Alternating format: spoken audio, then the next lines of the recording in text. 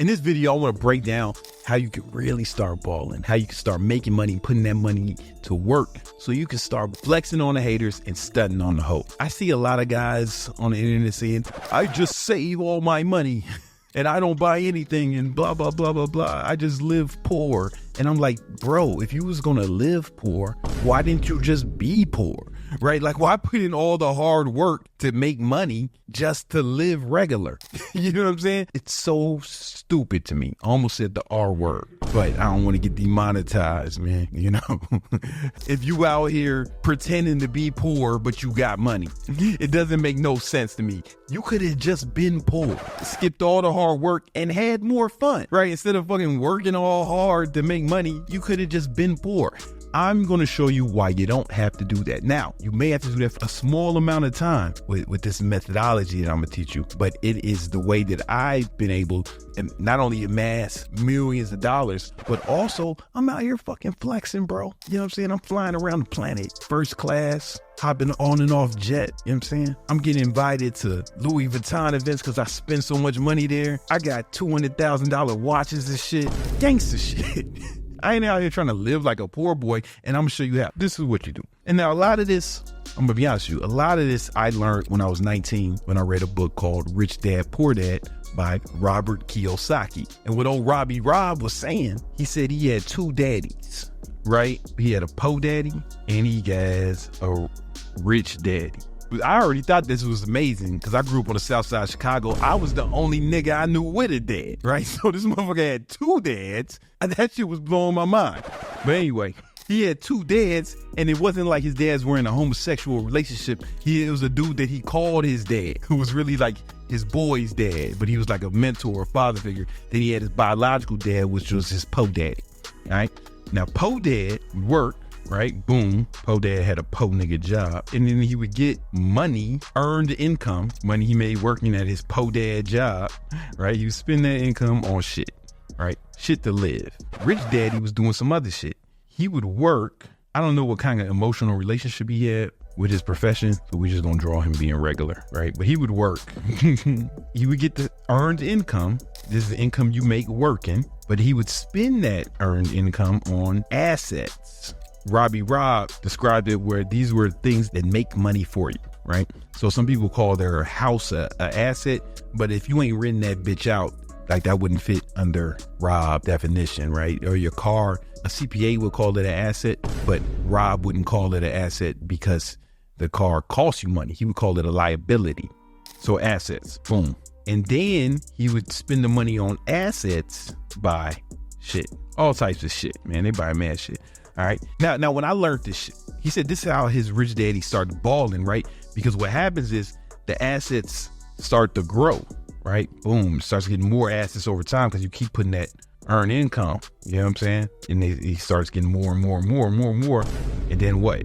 Then he can get more shit. And then like way more shit, better shit you dream about, man. Where Po Dad, he kept doing this shit and he stayed buying regular shit. And the problem is he could never stop doing this. Like Rich Daddy could stop doing this because now the assets make so much money and he could still buy the shit. Now the assets are working for him, man. Po Daddy, he ain't never had no fucking assets, bitch ass nigga. He ain't never had no assets, right? So he out here working. He can never stop working.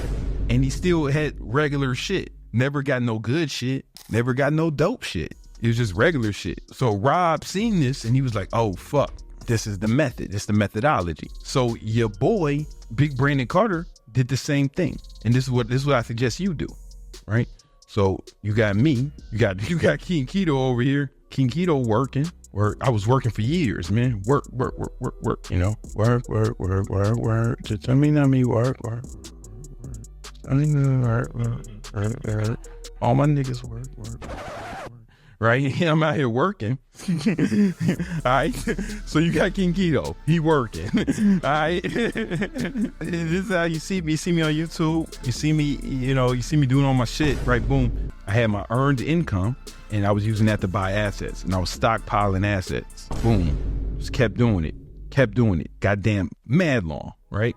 Asset. And then I got to the point where I can get dope shit. With the money from the assets, called passive income. So I was using my passive income to buy all the dope shit. And this is what I suggest you guys do, man. You guys gotta work and work hard. And right, your earned income used for things that get you passive income. And when I say assets, we're talking stock market and real estate are really the main things, or other businesses. Your business is still earned income. But if you invest in someone else's business, you don't have to do shit in the business, right? Then that's passive income, right? Is the difference. So the way Rob broke it down, he had something he called the Cashflow Quadrant. First part, you an employee. Next part, you self-employed. Okay, so an employee is like you working for someone else. Someone who's self-employed, it's like a dentist who starts his own practice, or a barber, or a Uber driver is self-employed, right? You work, but you still work for yourself, meaning you create your own job, right? Here, you own a job, or you are a job, right? Then you can start your own business. And the way Robert said business was different than being self-employed is you create jobs, meaning other people are working for you. And then the I is investor, right? Where you own investments, right? It's different here, right? When you have a job, yeah, so it's basically like you have a job, boom, now you own a job, or you are a job, right? You create jobs, and there's more leverage in each one of these things. It depends, right? Having your own business or being self-employed is not for everybody. If you can get a good job that pays a lot and you like it, like, this is the easiest thing. I'm gonna be honest with you. A lot of these motherfucking entrepreneur internet motherfuckers will tell you that having a job is whack.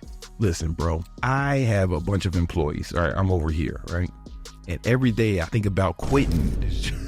Not now, but there was a time when I would just dream about fucking quitting this shit, because it's like a lot of responsibility. As a leader, leadership is difficult. Business owner gets paid most because he's taking the most risk. There was times, man, I remember where I had to pay my employees and I didn't pay myself. You're working for free. Or some months I would have to go into my savings to keep the business afloat in the beginning. I'm paying to work.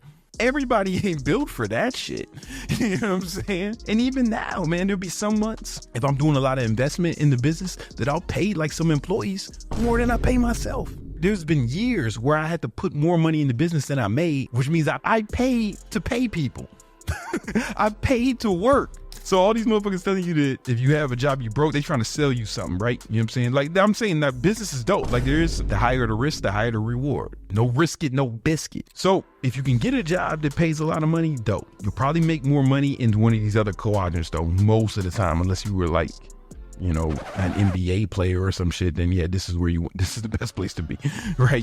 Or like a salesperson, like, my salespeople make hundreds of thousands of dollars each year and they don't have none of the responsibility. No matter what, you got to get your income up, because what you really want to do, no matter which quadrant you are, you got to keep invested into this quadrant, put money in here. Because when you do that, then you have assets. Even if you have a regular ass job, you want to have assets that actually produce income. How you do that in the stock market? Well, one is dividends, but what I do is I buy stocks, and we talked about this before.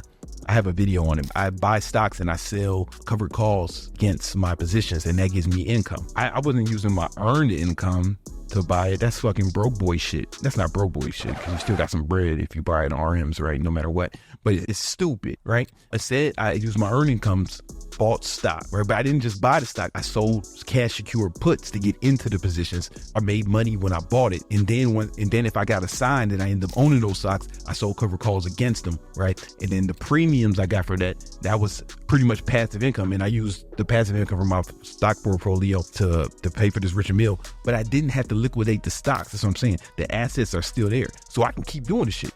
I can buy a few Richard Mills every year without having to spend more of my earned income, because the assets make me the money, right? And now I'm investing in real estate as well. I got Section 8 real estate, and that gives me money every month. So the goal is not to live broke like a fucking nerd, like a dweeb. You want to use your earned income, right? And then invest that earned income in the assets, and then use the assets to buy dope shit. It's regular ass Robert Kiyosaki shit. I got it from him. I learned this when I was 19 from him and all his dads. And then I just applied that shit. And this is how you see me, you know, motherfucking designer shit. Always got a dope ass timepiece on, man. Me and my girl flying all around, you know, doing dope shit. But it's all passive income, meaning my businesses fail or my income stops for whatever reason, right? Boom. The assets to still make money. I can still support my lifestyle. And that's what you want to do. This is how you don't have to live like these fucking dweebs who tell you, oh man, only poor people buy this shit. Only poor people just like that. Yo, shut the fuck up, man. I used to work in the product store. I don't know if y'all noticed. I used to be a security guard in the product store back when I was struggling. And I saw motherfucking billionaires go in the product store buying shit. I saw Jack Dorsey more than once buy shit. You know what I'm saying? If the rich people ain't buying this shit, who the fuck is? That's some shit people tell you as a coping mechanism they use to mitigate the feelings of inferiority they experience when they see niggas flexing on them. You know what I'm saying? They got to do something. Oh, he must be really poor. That's why he buy all that expensive shit. Yeah, that makes sense if you don't think about it, dummy. Right? You know what I'm saying? But it's not the truth. The truth is the real ballers are doing this. Now you have some dummies who make a lot of money and they're still doing this, that poor daddy shit. But their earned income is so high, they still got money. The problem is if something happens to their business or we hit a recession or some bad shit happens, then they're going to fall off. But if you follow Kiyosaki's strategy, you'll never fall off and you can ball forever, right? If you want to know more about the strategy I used, right? I'm not going to sell you nothing. It's free. I got a video all about the covered call systems and how to run the wheel and all that other shit. Go check it out. I'm not going to sell you nothing. It's nothing to buy. I'm not selling stock shit. I'm just trying to put you on because I want y'all to succeed. You know, I be the only black nigga in first class and I need y'all to be up there because they think I'm an athlete. And I'm like, no, I don't play any sports. I just read Rich Dad Poor Dad when I was 19, my nigga. That's why I'm here. You know, I need y'all in there with me to break these stereotypes. I got to be the one to break all the stereotypes. That's why I swim every time I go on vacation. That's to show them we can do it. All right. You know what I'm saying? Now I need y'all help. Come on, niggas. Let's go. Watch the video.